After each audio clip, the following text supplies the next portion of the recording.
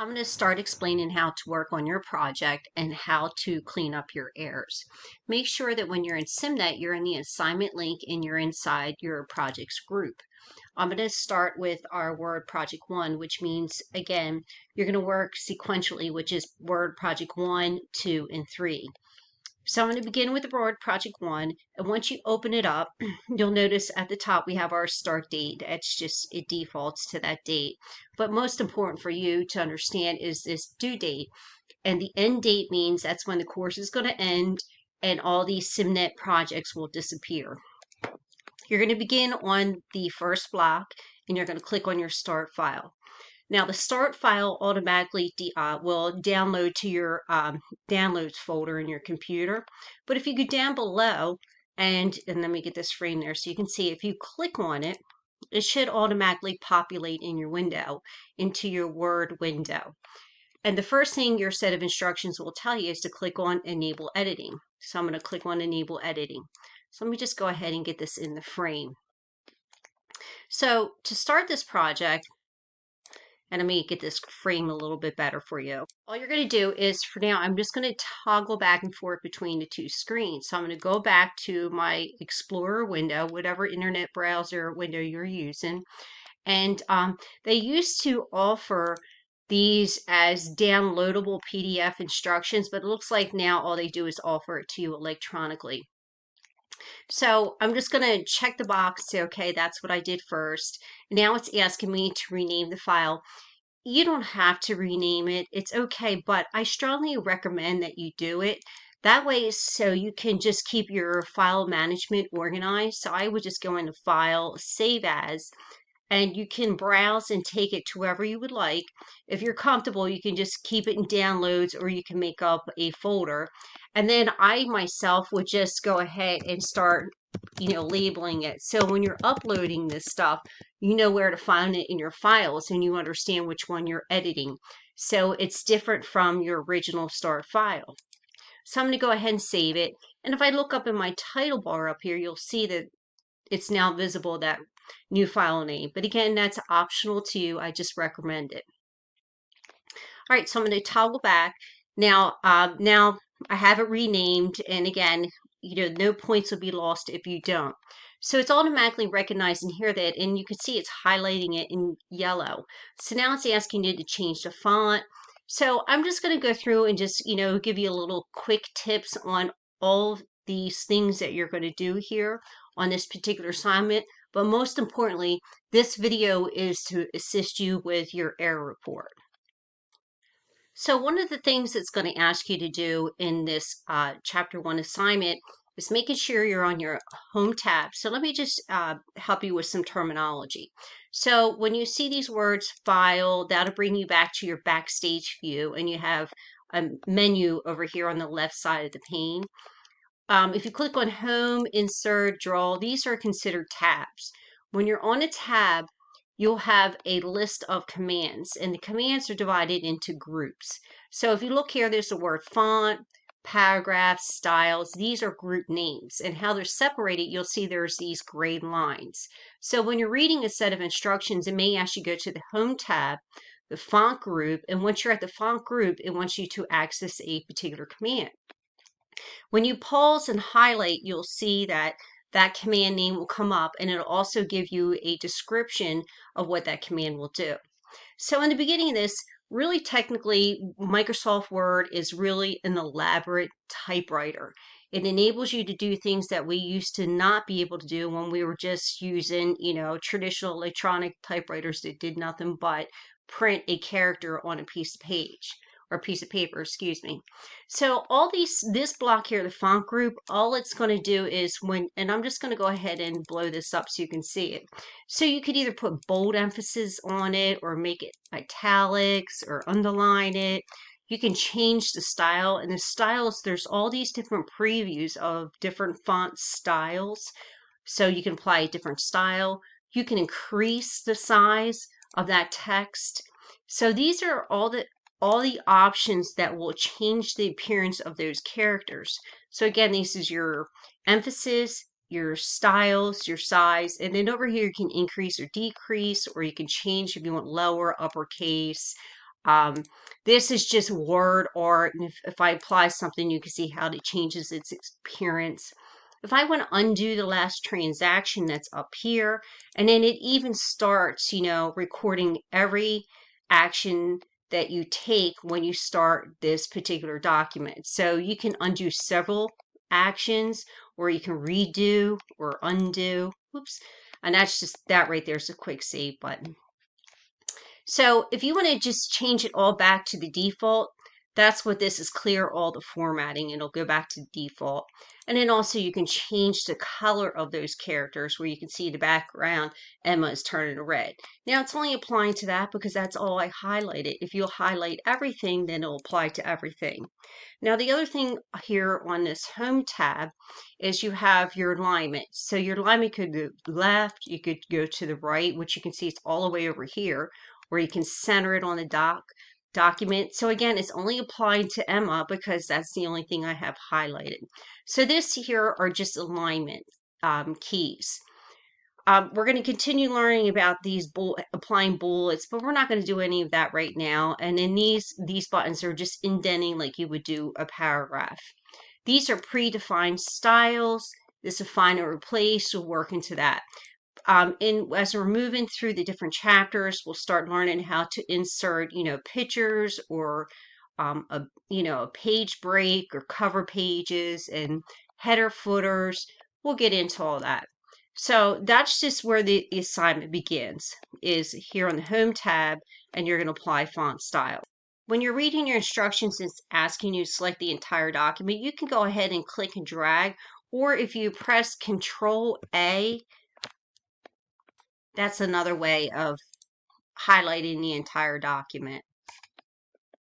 The other thing to mention in this chapter is when you click on this layout tab, you're going to have spacing before and after.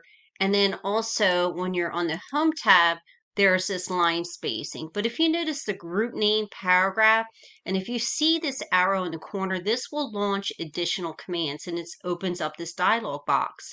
So if you notice, if you're on the home tab, here's your paragraph group in the launcher, and it also is here under this tab. Here's the paragraph group, and it's a launcher. It's the same exact, and this is called, this moving box that I'm moving around, it's called a dialog box. Now, you can see that your spacing before and after is here, and you notice it's also a shortcut under the layout tab. And then you have your line spacing here, which we saw that was under our home tab. There was a shortcut button for that. Now, what's the difference between the two?